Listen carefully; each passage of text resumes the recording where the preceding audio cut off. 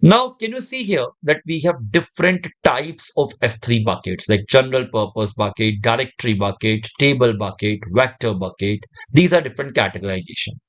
One way to understand is you can ask your queries to Amazon Q. So this is Amazon Q, an AI assistant. And what I'm going to ask to Amazon Q, I'm going to ask like differentiate among different S3 bucket types. Okay, so see here, what is the reply we are going to get? So I'm writing differentiate among different S3 bucket types.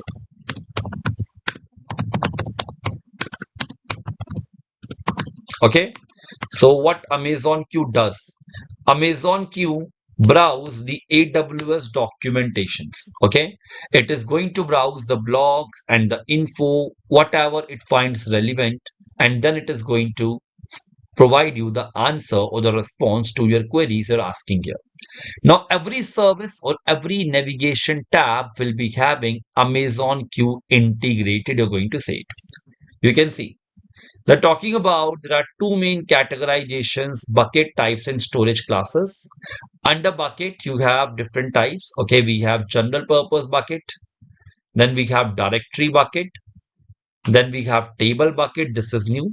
And similarly, we have vector bucket. Now you can see this vector buckets is designed for AI ML vector data storage. It is optimized for vectors, embeddings, and similarity search.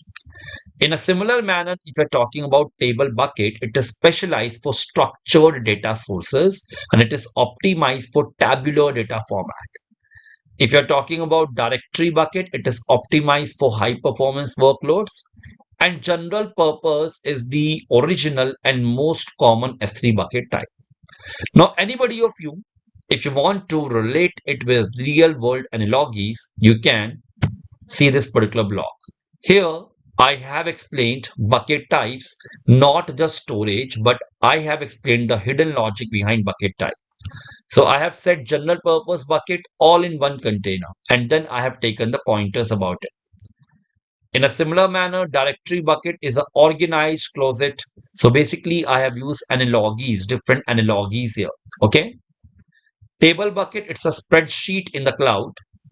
And if I'm talking about vector buckets, it's a brain behind artificial intelligence. Okay. So why I'm giving you an idea about these bucket types, because based on the use case you are dealing with, you can create a bucket of a specific type. Okay. So now we are going to create one bucket and then we are going to explore different features inside that bucket. So it's your choice. Either you can create a bucket from the management console or you can create a bucket using CLI. So let me open CLI and for that I will be using CloudShell and I'm going to create a bucket today. Let me do that. So let's wait for the CloudShell to be loaded and the terminal to be appeared. So here the command is this AWS S3 MB and then you have to provide the bucket name. Okay, so you can provide any name. The pattern is S3 colon double slash. Okay, so let's say I'm giving a bucket exploring DS bucket. Okay, and if you want to append date, you can append a date. For example, I'm appending a date. Okay, and press enter. If everything would be fine, this bucket would be created in your AWS account. And how can you verify this bucket? Go back to S3 dashboard. In the S3 dashboard, if you're going to refresh it, and let's say if you want to sort it on the basis of creation date, let's see that. This is the one which we have just now created, exploring DS bucket with the date. Okay. Now this DS bucket we are going to use in order to explore different behavior. Like first behavior we are going to explore, that is folder. What do you mean by folder? Okay. So although S3 is an object storage, means it follows flat structure. So here folder does not mean physical folder. Here folder we are using a keyword for prefixes. Okay. This prefixes makes the organization intuitive and helps with performance partitions pruning. Okay. A very simple idea about understanding the concept of this folders or prefixes is that, let's say I'm generating the cost allocation report or cost report every month, like for my AWS services, or even you can put a cost report on a daily basis. Okay. Let's say I'm storing this report in the S3 bucket. If I will be creating the prefixes, let's say current date, or I can create a prefix on the basis of daily date, and then I am going to upload the file into that prefix. So these folders are helping you out to create prefixes, to create partitions, so that it would be easier to retrieve the relevant data you are looking for, either over the web or either through the databases queries. Okay. You can also restrict or apply the permissions based on your need. Now I have taken this particular diagram for all of you. If you will be seeing this diagram, suppose I have a bucket called my DS project, and we have created some prefixes here, like one prefix for raw, then processed, then models, then experiments, then reports. First of all, these logical prefixes are giving you an idea, an actual overview, what exactly you are going to store and where. Let's suppose if you have some unprocessed data, a data in its native format, I will be storing the data in the raw folder or in a prefix starting with raw. Okay. So basically, if I have to retrieve the data later, like based on the logical names I have given here, I will be able to I will be able to make my query faster. And I will be able to relate from which particular prefix I have to fetch the data or retrieve the data. Okay. So this was the first thing I wanted to explain as a part of a discussion. Don't worry. We are going to talk about few more things as a part of this video lecture.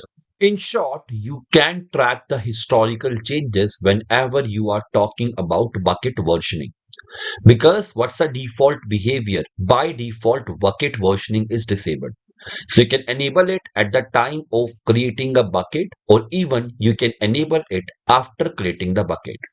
So don't worry, as I'm going to show you a demo, I will show you the differences, that what happens without bucket versioning and what happens after enabling the bucket versioning. And scrolling down, you can manage the encryption. Encryption is one of the security setting in the S3 bucket. If you want to explore different advanced settings, which includes object lock, a simple keyword to understand object lock is warm. Write once and read many. Okay. But we are going to create everything default. We are going to have this bucket with the bucket name we have provided, and rest of the settings I am keeping default. Okay. So what intelligent tiering is? It is designed for data with changing or unknown access patterns. And everything comes up with a cost. Means here you can see we have a monitoring and auto tiering fee if you are going to have your data in intelligent tiering. Okay.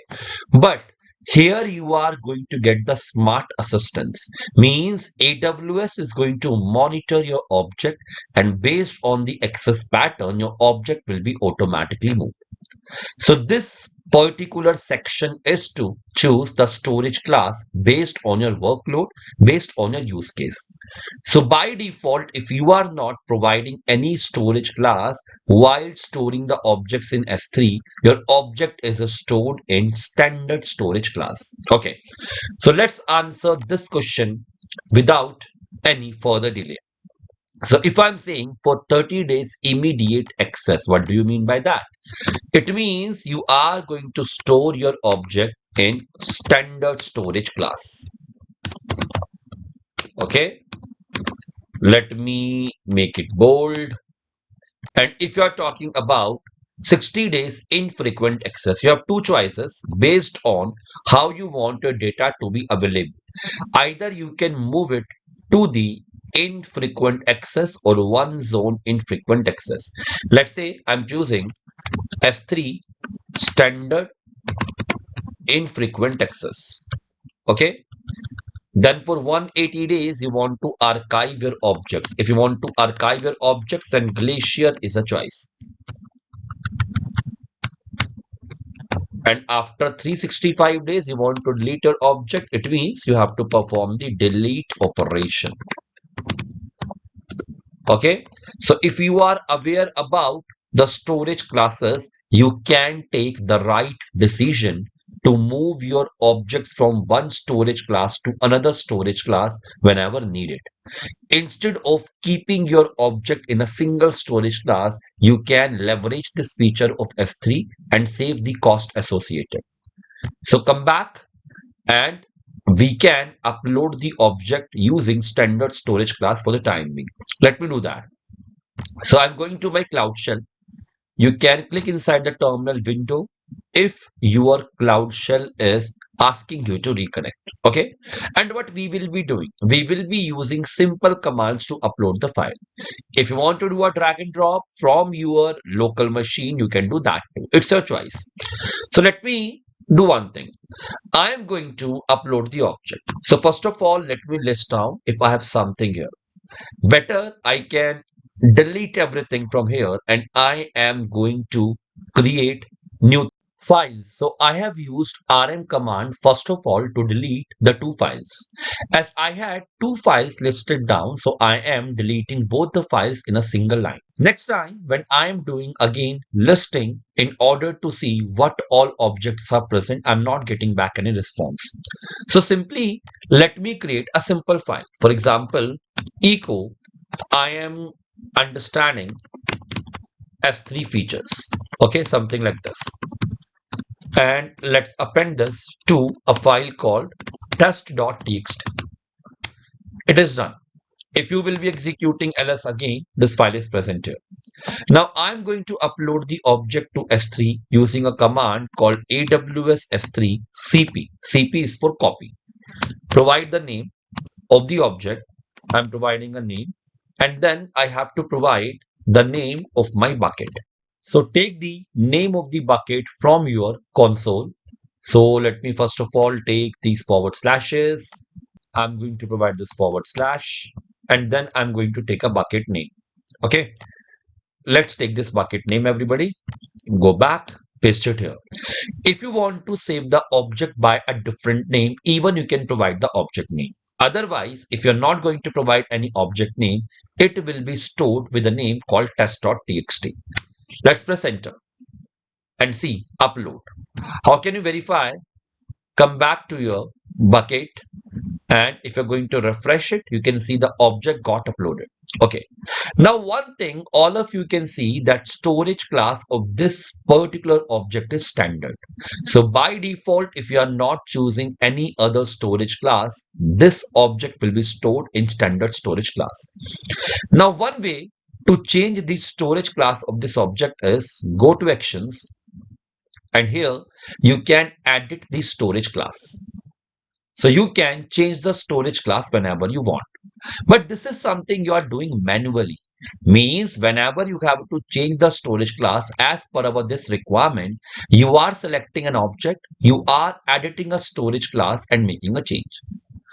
This is for single object. What about if you have so many objects stored in the S3 bucket? Are you going to change the storage class of all the object one by one? Is it an ideal way? If you think it is an ideal way, so let me tell you it's not. Then what is a solution for this particular problem? The solution is we are soon going to explore the concept of life cycle policies.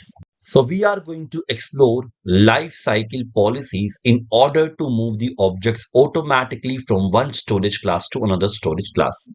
Let me guide you. So if I am clicking on cancel button, I'm not changing the storage class for the time being. I have already shown you how to manually change the storage class. If I'm going to management part, you can see a life cycle configuration here.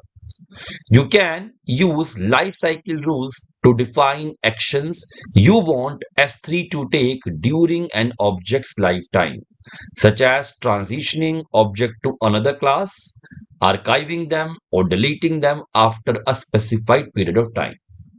But if you have to use life cycle policies, you also need to understand versioning. Okay, so let's see the demo of versioning first, and then we are going to create a lifecycle route.